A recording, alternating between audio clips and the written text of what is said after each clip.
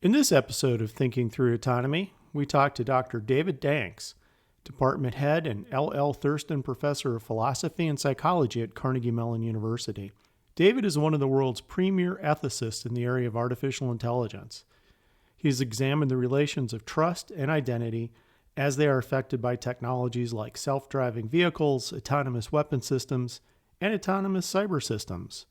David and I talk about lessons from the United Nations AI for Good Summit, how to model human behavior for use by machines, what we need to understand about artificial intelligence and ethics, how to apply AI ethics to building a company or even a device, and key ethical considerations for driverless car and drone builders. Welcome to Thinking Through Autonomy, a podcast to help you understand the promise and impact of autonomous land and air vehicles in our world. I'm Ken Dunlap, managing partner of Catalyst Go, taking you on this journey. Hear and read more at thinkingthroughautonomy.com. Now it's time to take your hands off the wheel, foot off the pedal, hand off that throttle, and let's go. David, welcome to Thinking Through Autonomy. It's really a pleasure to have you join us today. Thank you so much for having me. It's a real pleasure to be here. Now, you're just back from the AI for Good Summit in Geneva, sponsored by the United Nations. And I'm just kind of wondering, what's the big takeaway from delegates about where concerns about the ethical underpinnings of autonomous vehicles rank? Is it on their radar? Is it not on their radar? How high, how low? I think that it's absolutely on people's radar screen right now. Part of the challenge, though, is having a sufficiently broad understanding of what those ethical impacts just might be. I think right now people are very focused on the traditional trolley problem kinds of concerns. How can autonomous vehicles make the kinds of ethical trade-offs that humans are forced to make in truly horrible situations? But I think that the ethical impacts go much broader than that, both in terms of the ways that autonomous vehicles could reshape societies to the very low-level decisions these systems have to make. And I think what we saw at the AI for Good Summit is that delegates and people on the political side of the aisle are really starting to recognize, though they haven't yet been able to develop solutions for, these broader sets of problems that go beyond just localized choices. Am I to take it that you're high on what you saw over at the AI for Good Summit, and you think that this forum has legs to start working on the global impact of some of these issues? Well, I think that that's a difficult thing to ask. When we think about global impact, getting coordination between countries is always a difficult challenge. And one of the things that the AI for Good Global Summit really does is bring together people from many different sectors and many different backgrounds. So you have political leaders who worry about autonomous vehicles talking to farmers who are trying to improve detection of blight affecting their crops. And by getting that kind of cross-fertilization, I think that we can get a number of new ideas about ways to regulate both for people's protection and for the promotion of work within a sector. The challenge is, I think, that things like a global summit are not necessarily the right venue to try to actually create the policies. That requires the hard work within the countries, within the context of the UN proper, that we're still figuring out the best ways to get there.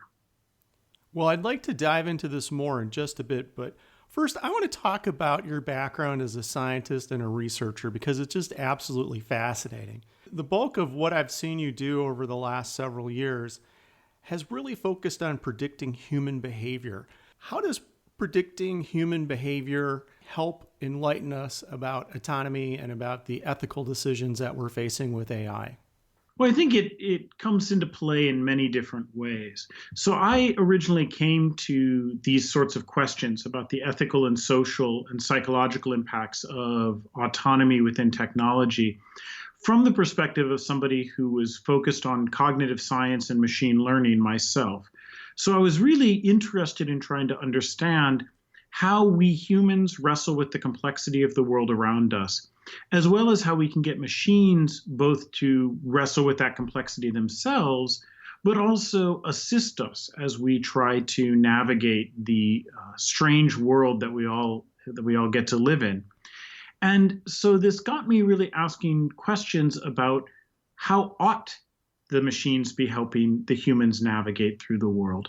And not just spatial navigation, but social navigation, or making the right decision about what kind of treatment to use for a medical condition.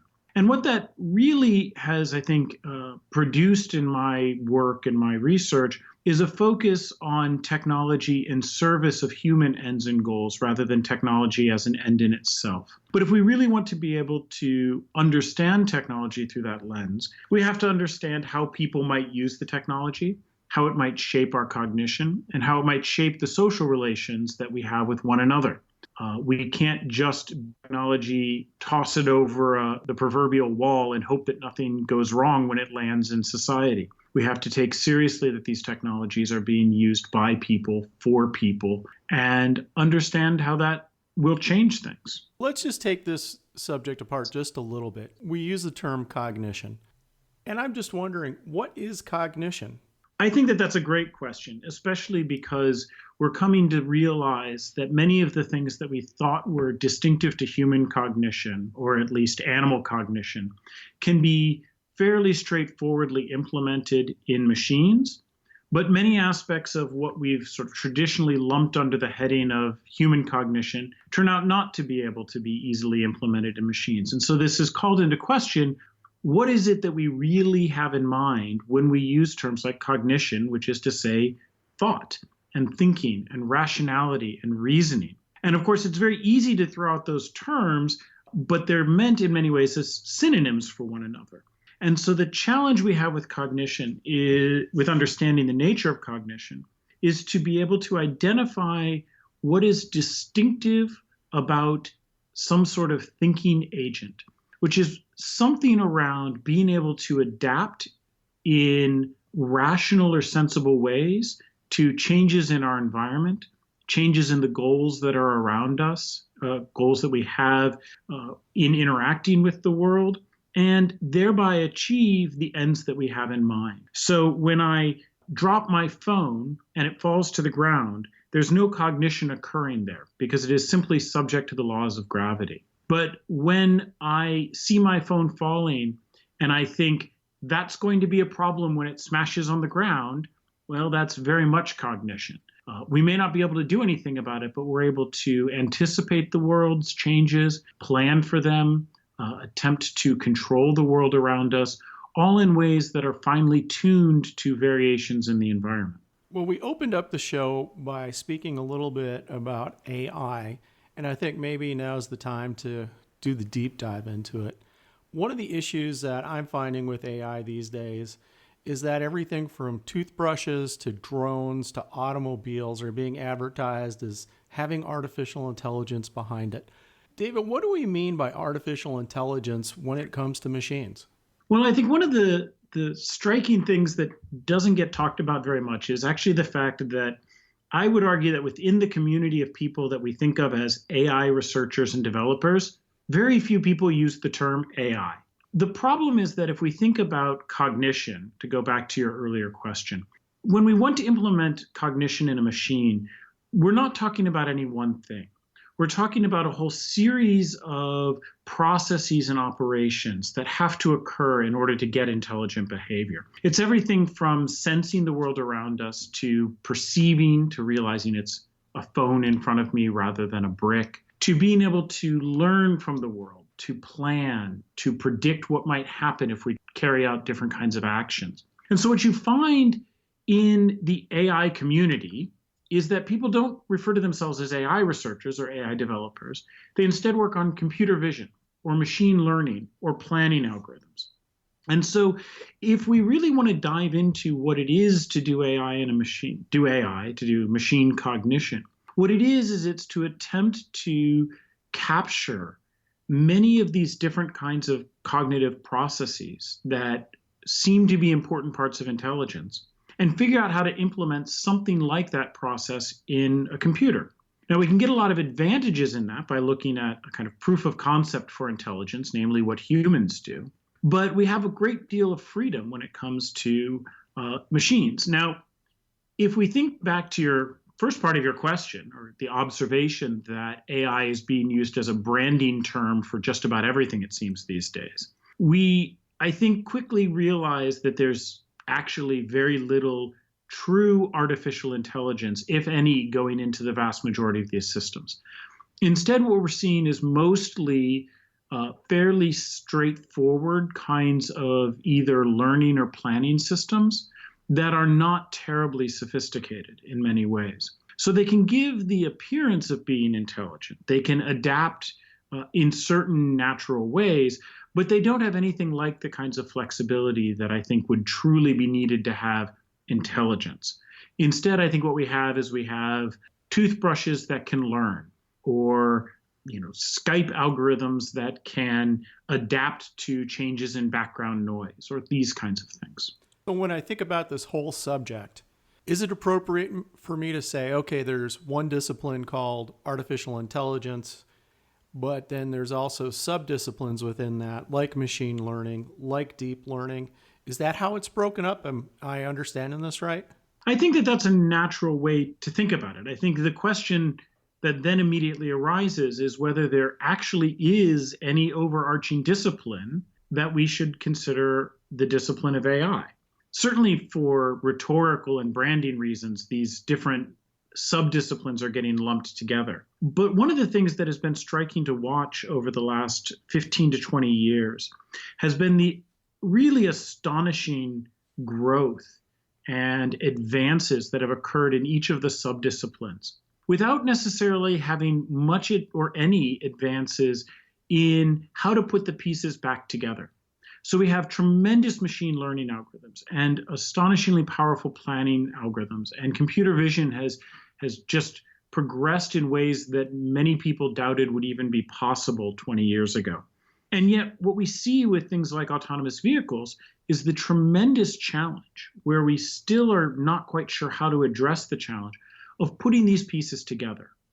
So to actually have a kind of integrated intelligence that can carry out so many of these different operations all at once remains a very large problem that we are really wrestling with as a community. We don't quite know how to put the pieces back together. I've got just one more foundational piece of the puzzle I want to talk about before we go on to the main topic, which is ethics. We keep hearing about these things called neural networks. That gets associated with machine learning, which gets associated with a plethora of other learnings, including AI. Can you kind of tell us what we need to think about when we hear the term neural network? Is that just descriptive of a piece of hardware, or is it descriptive of something that is a key tool to having a system at some point that has cognition? Well, it might be a little bit of both. So when you hear the term neural network, what that really is at root, a neural network is simply a lot of matrix algebra. That if you happen to take that class when you were in college, or even just write down equations in high school, it's basically just that. It's not in and of itself anything that is directly neural. It's not in and of itself something that is necessarily any more powerful than lots of other kinds of models that we might have to use for prediction or learning or planning. What I think is ultimately so powerful about neural networks is that they are incredibly flexible. And in that way, they are mirroring some of the power that we see in the human mind to be flexible and adapt and learn in entirely new circumstances and situations. And so I think it is likely that something with the kinds of flexibility that we see in a neural network, which is, for example, what is produced by a deep learning algorithm. A deep learning algorithm just produces a very large, very complicated neural network. That sort of power is likely to be important when we're trying to create systems that have much higher levels of intelligence than what we have right now. But I think that it would probably be a mistake to think it's the only way that we can have much more powerful intelligences than what we have right now in machines. Right now, I think there's a very strong push, a lot of hype around deep learning and the neural networks that result from deep learning methods. And there's no question that we are able to do much more now than we could 5 years ago or 10 years ago before we had this deep learning revolution. But I think we're also starting now to run into some of the limits of deep learning, and people are actively working on ways to extend or augment neural networks and deep learning algorithms so that we get the best of both worlds. We don't just get very flexible systems. We don't get the very rigid, old school 1980s expert systems, but rather we get something that's the best of both worlds. Let's move on to the field of ethics, because you are an ethicist. And traditionally, when I think of ethics, I think of the system of the beliefs that people use to guide their decisions to some sort of qualitative outcome, whether that's happiness or fulfillment or whatever we call that. But when we use the word ethics in the world of machines, of silicon, what does ethics mean? Well, that's a great question. Unfortunately, I think many people use the word ethics in a negative way. Ethics is the veto power that comes in at the very end of a machine making a decision. So a car is trying to figure out exactly which trajectory to take through an environment, and the ethics algorithm is this module that gets plugged in at the end that vetoes certain trajectories and says those are not acceptable. I think that's entirely the wrong way to think about ethics. How should we think about it? So I think what we need to be thinking about is to go back to your original conception that you laid out there. Ethics is about figuring out what we should do in order to realize our values and interests. And we realize those oftentimes through technology. And so what we have to ask ourselves is, what are the values that are being embedded or encoded in the technology that we are building? How is that technology helping to empower people or disempower people? What are the choices that are being made possible or precluded by use of the particular technology? And that's a much broader lens that brings ethics in at every step of the sort of development and deployment pipeline. From asking which problems we should try and tackle in the first place. Why do we even think, for example, that we ought to have self-driving cars? I'm not saying we shouldn't. I'm saying that's an ethical question that should be asked before we even start development. All the way up to questions of regulation. How do we ensure that these technologies are working for the benefit of the many rather than for the benefit of the few? One of the things that occurs to me after what you just said is that the university seems to be one of those places where you want to start the discussion. So engineers have those earlier in their career. The ethicists have that earlier in their career. And I noted that CMU, your university, just baked ethics into your brand new undergraduate degree in AI. This is a great first step. But do you foresee the day when it's not just an undergraduate degree in AI, but maybe it's an undergraduate degree in machine ethics? Maybe it's a doctorate in machine ethics. What do we need to have in terms of an academic body of research to allow the greater community to learn and implement what we've found out about so far on the role of ethics in machines? Well, I think we need to approach it along many different lines. So one aspect is, as you said, bringing it into the undergraduate curriculum, for example, the ethics and societal impact requirement of our AI major here at Carnegie Mellon that you mentioned. Part of it is bringing it into the graduate curriculum. We here at Carnegie Mellon have graduate fellowships specifically for ethics and computational technologies. And a big part of that is to enable the graduate students who are going to become the next generation of leaders in research and development to really think through the ethical obligations and commitments that they bring to bear on their technological development and research. I think it's also an important role that universities can play in connecting with companies. Many of the tech companies right now don't have a whole lot of in-house expertise on how to think through the ethical and social impacts of the tech they're building. That's entirely sensible. I don't mean to critique them for this.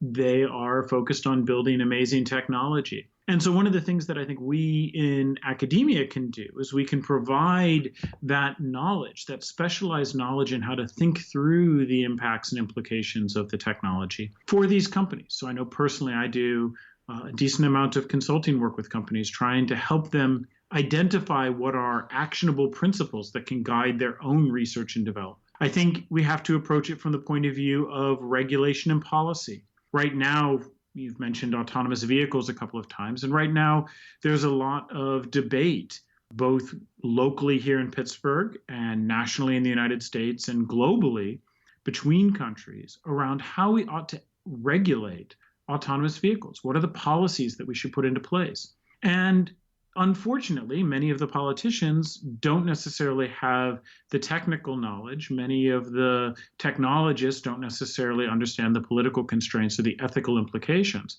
And so I think it's crucial that we step in from universities to provide assistance and guidance. It's not to say that the decision should be delegated to us. It's to say that we have to think about these issues along all of these different dimensions. The technology simply changes too fast for us to only try to shape and improve things at one point in the process. I think we really need to be focusing all the way along, from education to development to deployment to regulation. David, let's dig into this just a little bit more deeply. And I want to talk about the corporate environment. We know that Microsoft has its AI principles. We know that Amazon has fairness and artificial intelligence. We also know that Google had and dropped an AI ethics board, and that occurred in a very public and spectacular fashion. And just from an organizational point of view, why is it so hard for a corporation or any private group to organize around AI principles, let alone define what those principles are? Is there a problem? Well, I think that they face a really fundamental challenge. The first is that I think in many companies, they're used to talking about high-level values, but they're not used to talking through what they should do when those values come into conflict with one another. And that's fundamentally where I think a lot of ethics work has to be done, is when our values come into conflict with each other, either between you and me or values that I have within myself. If I'm in a company, I want to make money so my company can be profitable so that I can return value to the venture capitalists who funded us or to a shareholder. I also want to make money so my company can stay in business. We can't do good for people if we're out of business. On the other hand, I might want to empower people with the technology we build, or I might want to be able to make people be able to accomplish things they couldn't do before because of technology. And these can come into conflict with one another.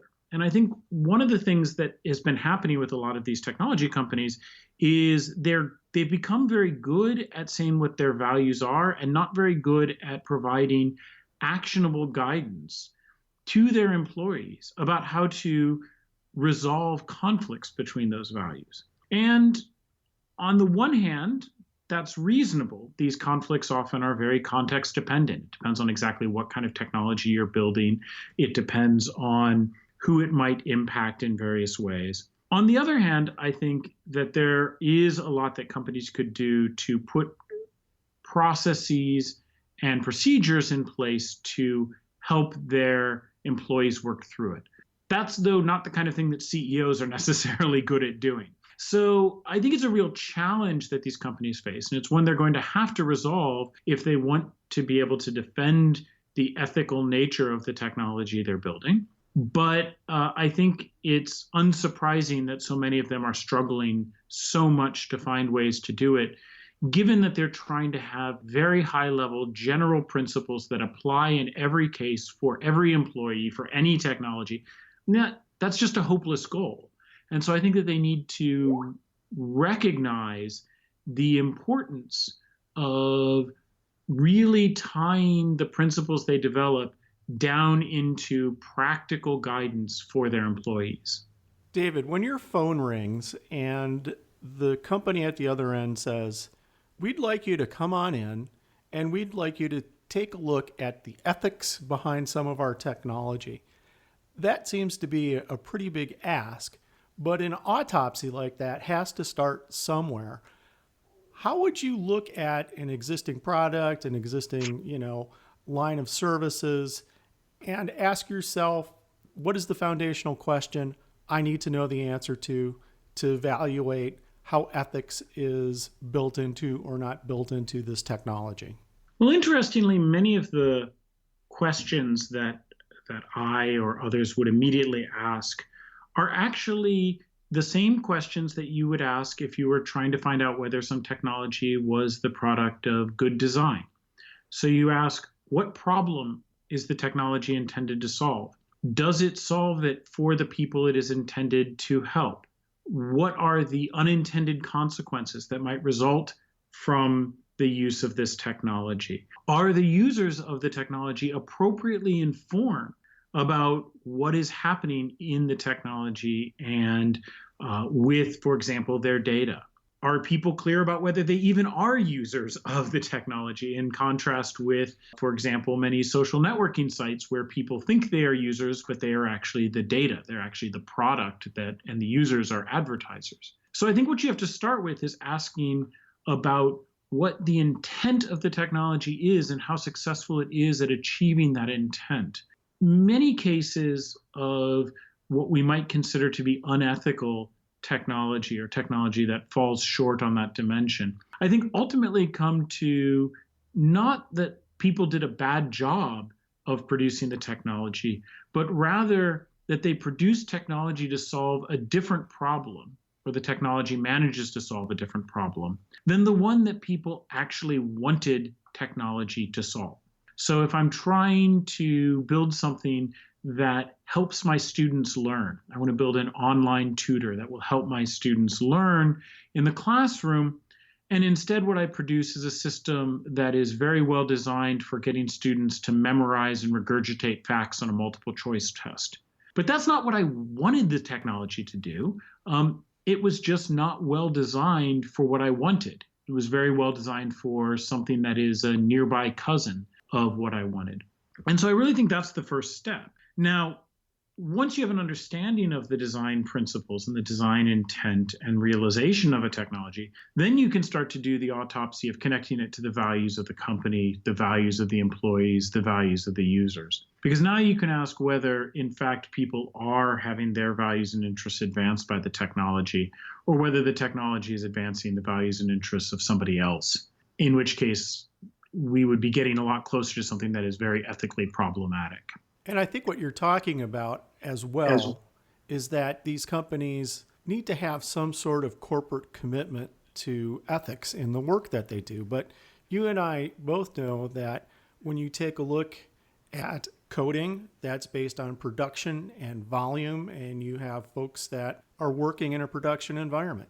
If you take a look at the C-suite, the C-suite have a whole different set of interests. If you look at today's company and the way they're put together, is it really possible to have a business that's entrenched in the processes that they have to actually flip things around and say, we are suddenly going to become a company that writes ethics into every product that comes out the door? Well, perhaps I'm a hopeless optimist, but I think the answer is yes. And I think the answer is yes, because I think we've seen it happen in the form of companies that have real leadership. You're absolutely right that there are different incentives for different groups within companies. And the reality is that I would say at least half of the time that I talk with companies and they want ethical guidance, it's actually a very simple problem that they face. They know exactly what the ethical thing to do would be. They just don't want to do it. And, as somebody from the outside, that's a little bit tricky. It's because I look at these companies and I say, I'm not entirely sure what I'm supposed to do to convince you of something you already know. In that sense, it's like adding comments to code. We all know that comments and documentation are really important to do in coding. We just don't like to do it. And so it's a question of whether a company is going to have the commitment to do the ethical thing that they know they should do. Now, having said that, I do think that we have the possibility of making ethics be something that is just part of the everyday practice of good companies, good in the sense of good performing companies. And part of the reason I think we might be able to do that is by reflection on what happened with user interface and user experience design over the last, let's say 30 years. 30 years ago, it was a rare, unusual thing to have a UX designer embedded as part of a software team. They were the people that got brought in at the very end, if at all. Instead, the user interface was usually done just by the developers and coders themselves. Whereas now, I think in any serious technology company, of course you have a UX person who's involved in the process from the very beginning. Now, companies do it to better and worse degrees, but it's just part of doing good product development is that you have a UX person involved, oftentimes an entire UX team that's involved from the outset. And I think an open question, but one that I'm optimistic about, is whether the same sort of thing can happen with thinking about the ethical and societal impacts of technology. That right now, it's the rare, unusual company that has an ethicist or a sociologist involved in the design or development of a tech product. But I'm optimistic or hopeful that we might reach a point in 10, 15 years perhaps, where it's just par for the course. It's the normal part of good product design and development in the tech industry, is that of course you have somebody with an ethical or sociological background who can help to understand the impacts of the technology. The C-suite now has another CEO, the chief ethics officer. And in fact, you're seeing that sort of thing happening at many of these companies right now. So as one concrete example, Salesforce.com has a chief ethical use officer.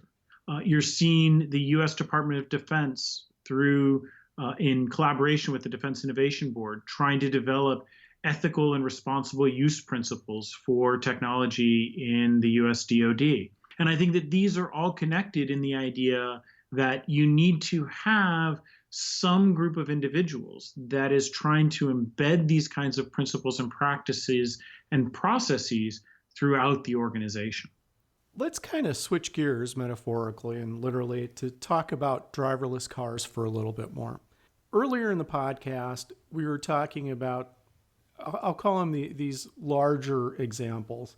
Should a driverless car plunge off a cliff to avoid a pedestrian on the street, thereby killing the occupants of the vehicle, or should the driverless car, unfortunately, hit the pedestrian? So we've got a lot of these thought examples that really, maybe present more of an edge case than presenting a main ethical worry about a driverless vehicle. And what I'm wondering is, when we focus on these larger, more dramatic questions, are we masking thought that needs to go into deeper and more fundamental questions about the ethics behind the driverless car? Like, are there biases in the data sets we're using to train our vehicles? And there are many permutations of that. So where do you think we need to look at a driverless vehicle and start that ethical analysis?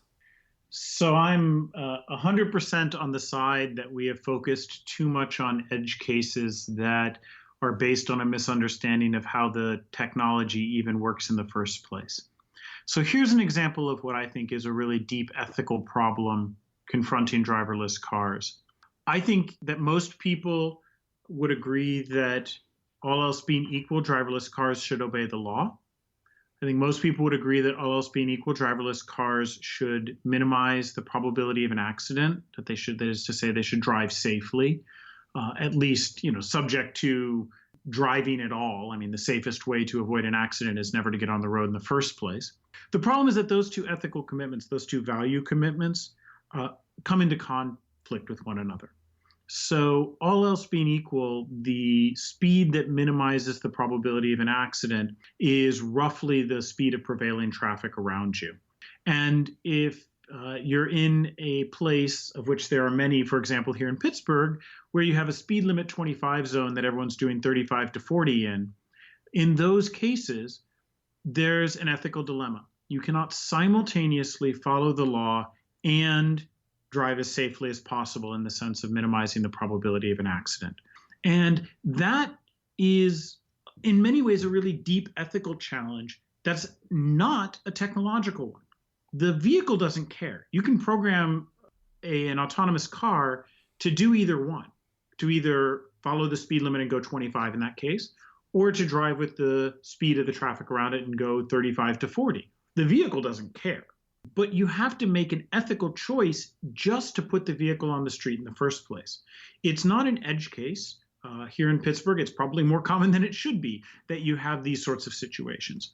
And so I think those are the kinds of ethical decisions that are already being made. Right now, the developers at all of these autonomous vehicle companies are having to make that decision. Do they code it to always follow the law, or do they code it to minimize the probability of an accident?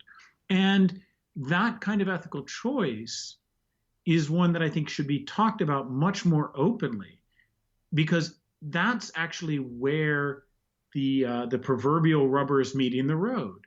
That's where we have to be willing to make trade-offs. We can't have everything we want, so which trade-offs will we do?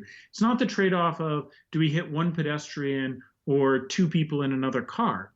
It's the trade-off that every one of us makes most of the time we get behind the wheel, which is, boy, everyone around me is driving awfully fast. Should I drive their speed, or should I just stick to it and drive the speed limit no matter what?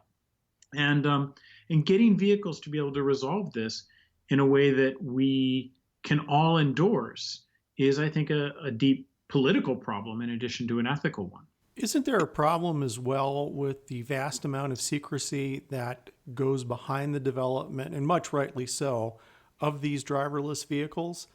And that maybe some of these questions will have a very difficult time seeing the light of day because they may expose technology advances or some sort of parts of that system that can be duplicated, and for competitive reasons we really can't talk about that?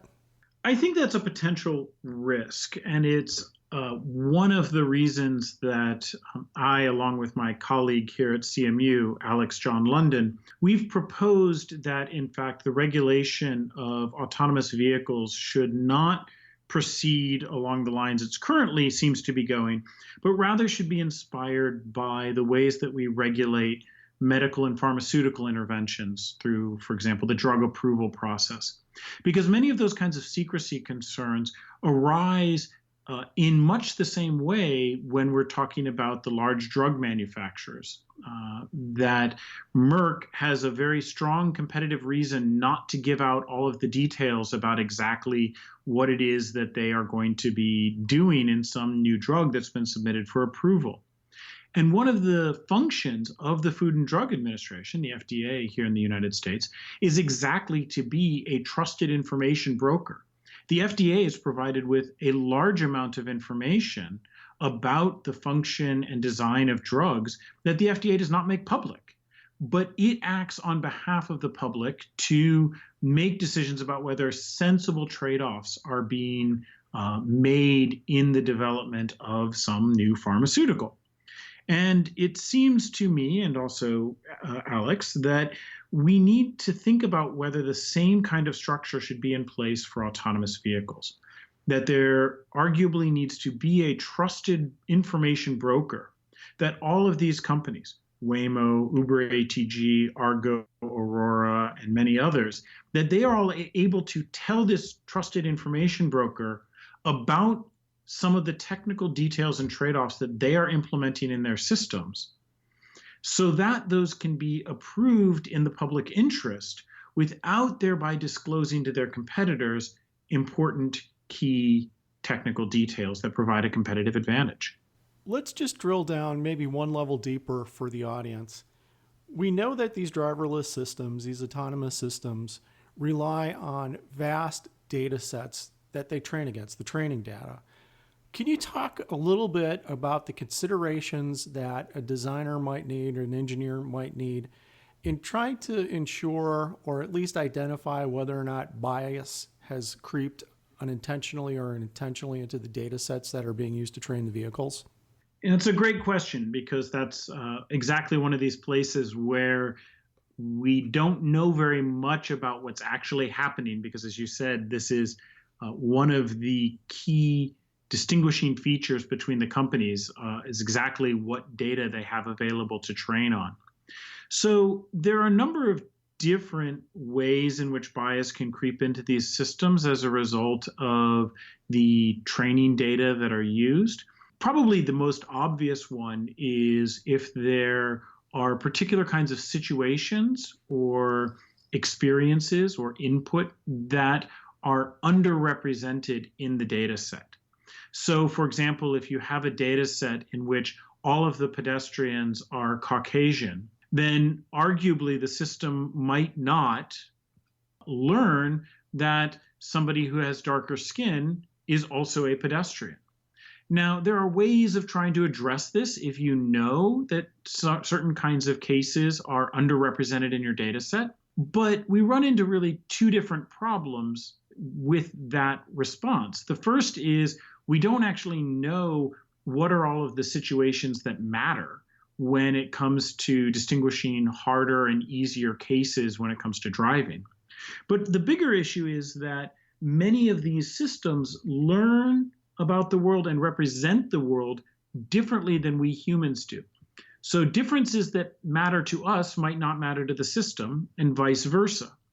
This goes back to a very early question you asked about neural networks.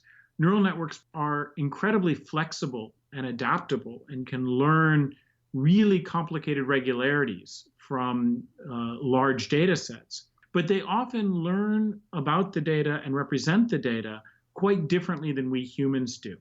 So what you get is that these systems can be tricked or fooled or give the wrong answer in cases that seem just completely obvious to us humans. One of the classic examples of these so-called adversarial attacks is that you can trick most image recognition systems into thinking that a turtle is actually a rifle, which is kind of a strange error to make. There's no input data about a turtle that would lead a human to think it's a rifle, and yet it's not hard to do with most of these systems. Or if we think about some of the adversarial responses that people have developed for autonomous vehicles, put some tape on a stop sign and the car will think that it's a speed limit 35 or a yield sign in a way that we humans just look and think, oh, that's annoying. There's tape on a stop sign. Somebody put tape on there. How dare they? Yeah, why did they do that? And so I think while it would be nice to pretend that we could just figure out what would be a representative data set, I think we often don't know. I mean, in some cases, it's really easy. If you're designing a car that you want to be able to function worldwide, you probably need to make sure it has input data from both countries where you drive on the right-hand side of the road and countries where you drive on the left-hand side of the road. If you just dropped one of the autonomous cars trained here in Pittsburgh into London, it would probably not end well. But we don't really know what those limits are. We don't really know what counts as representative data for these kinds of systems. And so that's a very natural way for biases to creep in without us ever being aware of the possibility that the systems would do strange things that would harm some groups rather than others. One or two last questions in this area, David. All of these vehicles are essentially systems of systems. And the driverless car manufacturer or the airframe manufacturer winds up being the integrator of a lot of other companies' work. When you're in a situation where each subcomponent contributes to the operation of the vehicle and perhaps the ethical decisions that need to be made, what kind of framework do you suggest to make sure that each of these subcomponents contribute to the ethics of the system as a whole? Or are we too early in this discussion to even start thinking about that because we don't know about how the overall system's working right now?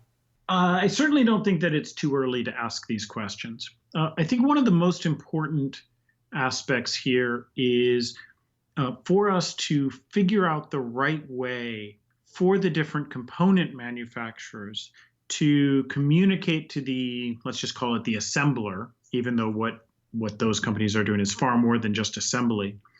How do they communicate to the assembler what the component actually does?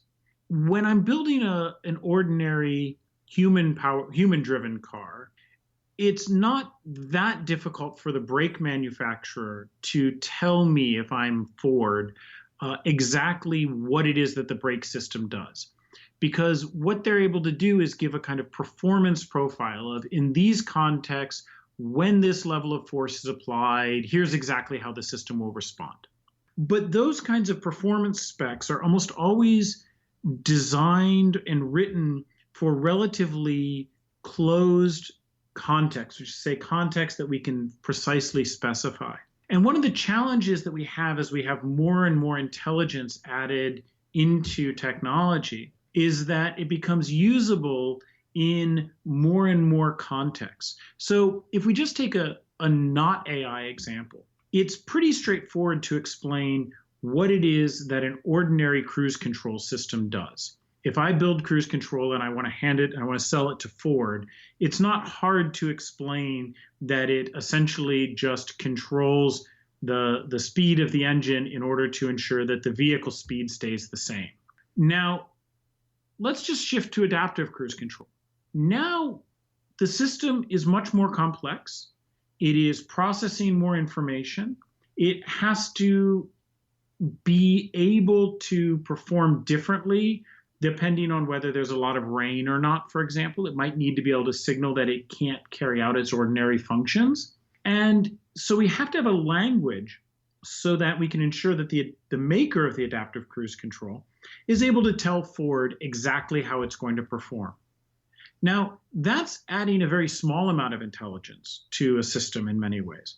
What if we now have cruise control where the cruise control system decides whether the traffic around it is so dense that it probably isn't safe to use cruise control anymore? Or decides that the traffic is so dense that it's better to use cruise control because the human is tailgating and driving unsafely? How are we going to build a component and then communicate to Ford exactly what this component's going to do?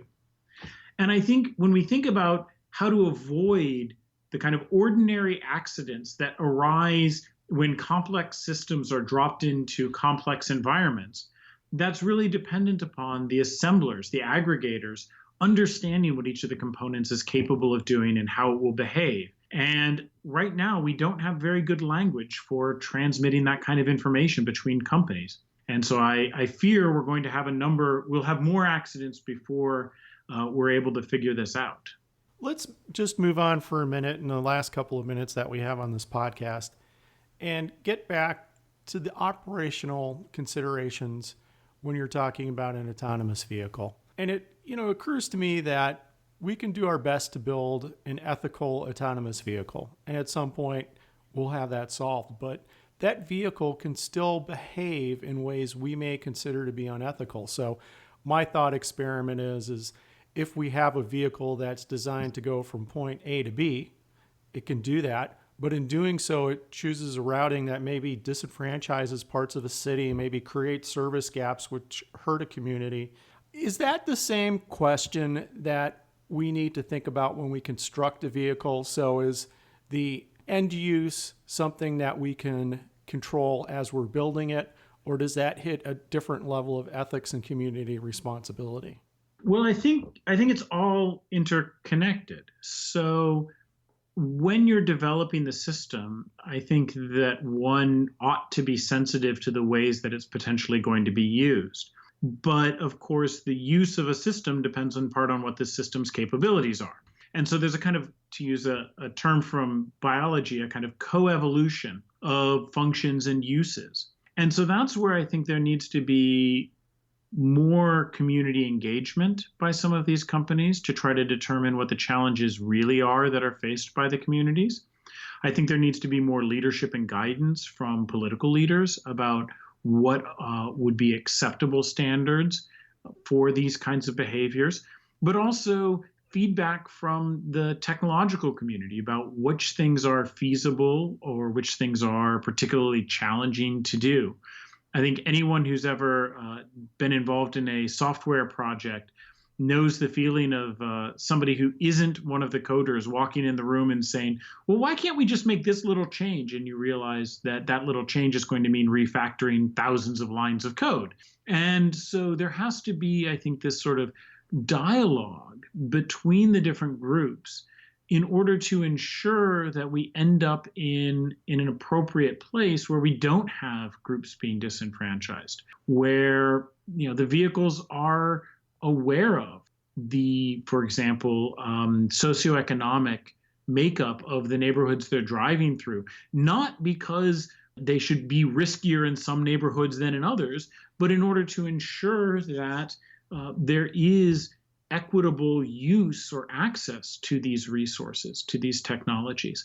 And then there's going to have to be follow-up by regulatory bodies and by political entities to ensure that the community is being helped rather than being harmed. Well, as they say, everything ends with regulation. My last question for you, David. Do you fear that when we enter this brave new world where ethics is regulated, that we're going to have the same social fault lines that we have in society today, affecting how these regulations are made and maybe stunting progress on them and maybe taking our social insecurity and turning that into a vehicle that's insecure as well? Can we stop that from happening?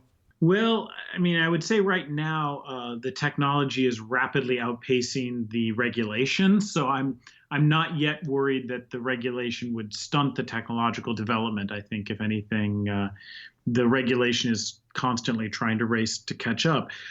But yes, it is, of course, a worry that regulation will be used as a tool to lock in social differences, that it will be used by one group to disenfranchise or disempower others. There's the worry of the kinds of regulatory capture, for example, that have occurred in much of the financial industry, where you have the regulators and the regulatees are working so closely that the lines are sometimes blurred between them. I think those are all significant worries, and those are also all reasons that academics in particular, and those in think tanks, have perhaps a distinctive role to play as people who have the kinds of multidisciplinary expertise that might be required here, but also are not beholden to the technology companies or to any particular interest group. And so I think it's an enormous worry. The regulations that we get are going to probably have a long-term significant impact on the trajectories that these technologies take as they're developed and deployed. And, right now, I guess I would settle for making sure all of the right people have seats at the table, because we're not even at that point yet. So maybe the worries are ones that we'll need to address, but we aren't even yet at the point that we have substantive regulation of these technologies, or even substantive discussions of regulations of many of these technologies. And I think that's maybe a first step. Well, David, you've had the last word today. I cannot thank you enough for being on Thinking Through Autonomy. It's really been a pleasure, and I'm sure in the years ahead, we're going to want to tap you again, because AI and AI ethics is going to be at the front burner for probably the rest of our lives. So thank you. Well, thanks to you. As these issues are present in all of our minds every single day, and it's important for us to find the right ways to think through them.